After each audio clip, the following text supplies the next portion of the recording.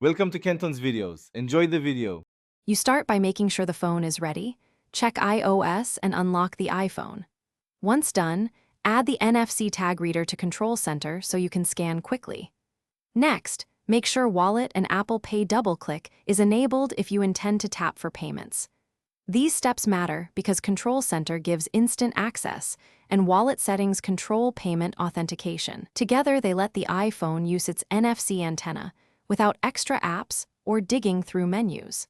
Open Control Center and tap the NFC tag reader tile. You do this because it activates background tags scanning immediately. Then hold the top edge of the iPhone close to the tag, about 1-2 cm, until you feel a tap or see a notification. If the tag triggers an app, allow the app permission to access NFC and follow its prompts.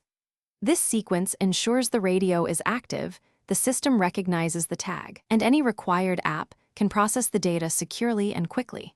Complete the action shown in the notification, open a link, import data, or finish a payment, and make sure the results saved correctly. If the reader doesn't respond, remove bulky cases or magnetic accessories and retry with the tag close to the top edge. Cases often block the antenna. If you still have trouble, restart the phone and update iOS, then confirm NFC tag reader is in Control Center. These steps resolve most connectivity and software glitches quickly.